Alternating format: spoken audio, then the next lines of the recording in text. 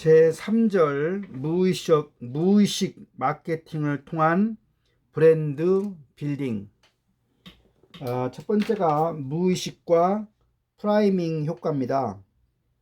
무의식이라고 하는 용어는 정신 분석, 점화, 체화된 인지라는 개념과 유사하게 사용될 수가 있습니다. 오늘날 스마트폰이 신체의 일부가 된 시대에 시각적 정보의 중요성이 이전보다 급격히 커지면서 소비의 개념과 가치가 변하고 있습니다. 소비는 이제 검색 활동, 서치이고 사진 찍는 것, 포스팅이며 공유 활동, 쉐어로 진화하고 있습니다. 소셜 네트워크 서비스, SNS에 공유할 만한 가치가 있는 제품과 서비스만이 살아남는 시대가 오고 있다는 이야기입니다. 검색에서 보이는 첫 번째 시각적 정보가 소비자에게 프라이밍으로 작용하기 때문입니다. 정보 과잉 시대에 살고 있는 소비자들은 유튜브 정보와 신문, 잡지 기사 옆에 등장하는 팝업 광고나 배너 광고를 애써 무시하려고 합니다. 그러나 그러한 광고도 소비자의 무의식에 침입하여 정보가 처리될 수 있다는 것이 학계의 정설입니다. 그만큼 시각적 정보는 파괴력이 크다고 말할 수가 있습니다. 소위 암묵적 기억의 대표적 사례인 프라이밍 효과는 이미 마케팅 현장에서 광범위하게 활용되고 있습니다. 프라이밍 효과는 시간적으로 먼저 떠오른 개념이 이후에 제시되는 자극의 지각에 영향을 미치는 현상을 가리킵니다. 심리학에서 점화란 용어는 어떤 자극에 우선적으로 노출되면 이미 기억 속에 있는 어떤 정보에 대한 접근성이 커지는 현상을 말합니다. 프라이밍 효과는 앞에서 본 정보에 의해서 떠올려진 특정 개념이 뒤에 이어지는 정보의 해석에 영향을 미치는 현상을 말하는 것입니다. 이때 앞서 제시된 정보를 프라이밍 자극물이라 하고 뒤에 나오는 정보를 목표 정보라고 합니다. 목표 정보가 애매모호할 경우에 평가자는 어떤 프라이밍 자극물에 노출되었느냐에 따라 목표 정보에 대한 해석이 영향을 받습니다. 결국 인스타그램에서 접하는 첫 번째 자극이 프라이밍 자극물이 되기 때문에 평가자의 목표 정보가 불확실하거나 평가가 어려운 경우에 인스타그램에서 접하는 시각적 정보가 소비자의 구매 의사 결정에서 결정적인 역할을 하게 됩니다. 소비자들은 배너나 팝업 광고 등 무의식 수준에서 암묵적으로 처리되는 광고에도 영향을 받고 있습니다. 수많은 기업이 무의식 수준에서 처리될 법한 자극을 브랜드 로고나 광고에 숨겨서 잠재 고객들에게 전달합니다. 페덱스의 경우에 E자와 X자 사이에 숨겨진 화살표가 있습니다. 그 화살표는 빠른 배송 서비스라고 하는 브랜드의 속성을 암묵적으로 전달하게 됩니다. 아마존 로고에서도 노란색으로 A에서 Z까지 연결한 화살표가 있습니다. 이 화살표는 에브리싱 컴퍼니로 불리는 유통공룡 아마존이 이 세상에 존재하는 모든 것을 판매한다는 사실을 암묵적으로 전달하는 것입니다. 두 번째는 감각 경험 관리입니다.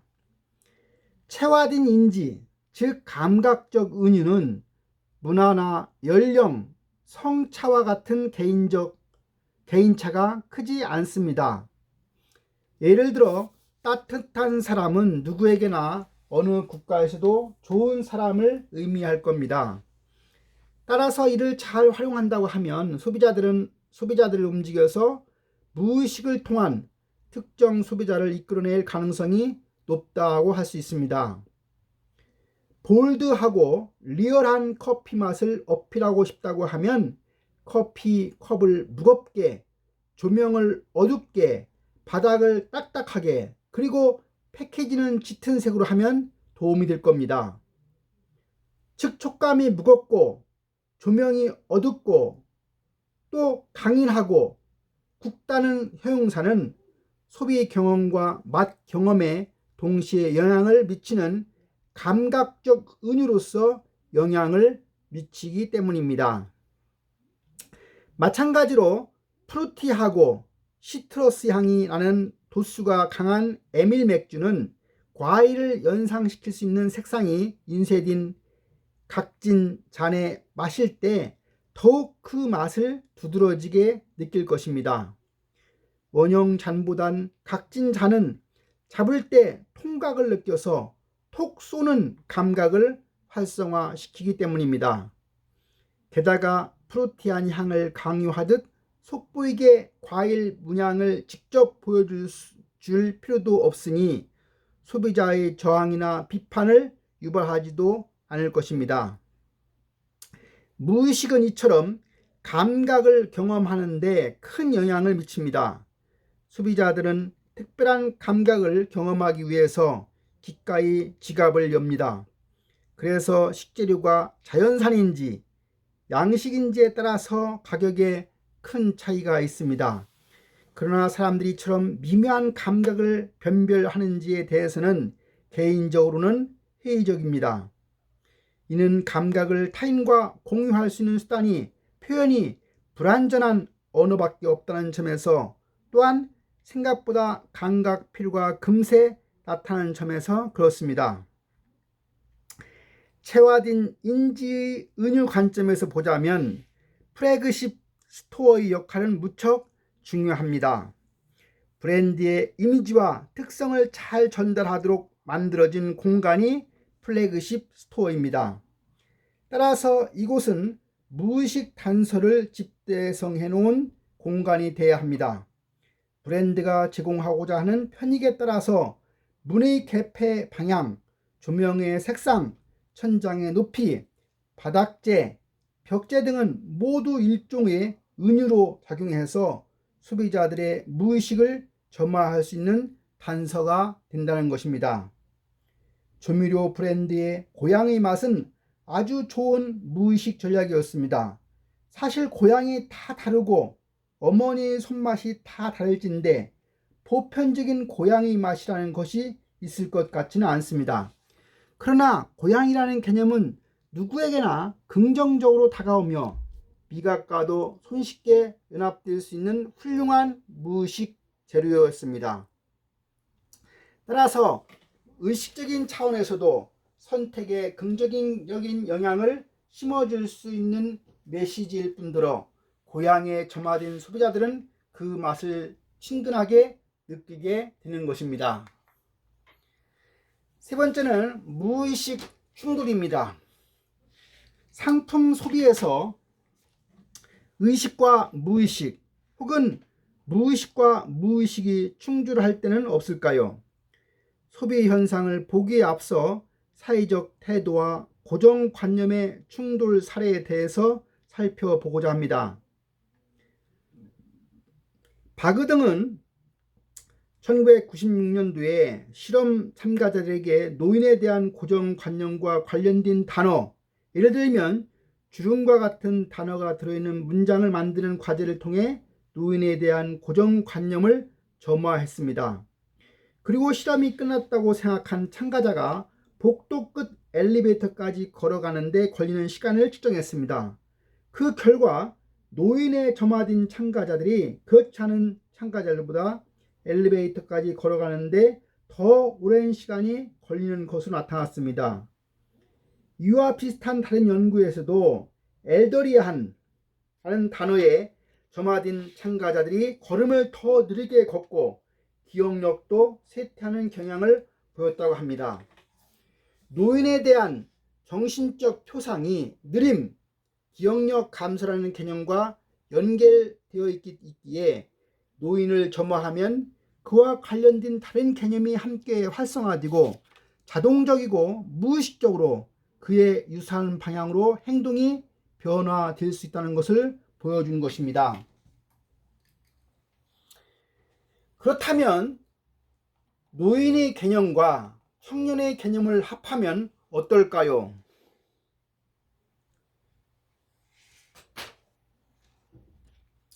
노인이 부정적이라고 하면 상대적으로 청년은 긍정적인 점화 효과가 있을 것으로 예상되는데, 긍정과 부정의 개념을 동시에 점화하면 어떤 결과가 나타날까요? 점화된 자극 간 관계의 일치성을 통해 사람들의 무의식적 판단이나 평가를 알아보는 검사 방법을 암묵적 태도 검사라고 합니다. 이 검사는 의식과 무의식이 충돌하는가 아닌가를 알아보는 방법이고, 충돌이 발생하면 이를 해소하고 답을 하는데 시간이 더 걸릴 것이라는 가정하에서 진행되었습니다. 바나나 우유 경쟁을 생각해 보고자 합니다. 바나나 과육이 하얗다는 점에서 착안해 흰색 바나나 우유를 마케팅한 기업이 있었고, 껍질이 색이지만 수십 년간 바나나를 상징하는 노란색 바나나 우유를 밀던 기업이 있었습니다.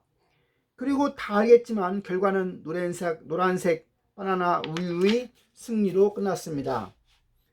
의식적인 수준에서 두 가지 다 바나나 우유라는 것을 알겠지만 점화에 의해 무의식을 선점하고 있던 노란색 바나나 우유 시장에서 소비자의 무의식적 선택을 받을 수밖에 없었습니다. 거기에 더해서 무첨가의 순수함을 은유하는 흰색 우유의 점화 효과와도 승부를 벌여야 했던 것입니다.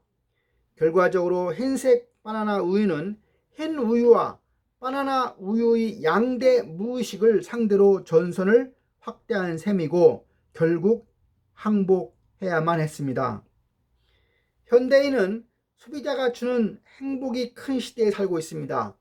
마케터는 사람을 힐링시켜주고 행복을 전달할 수 있는 행복 디자이너라는 생각을 해야 합니다.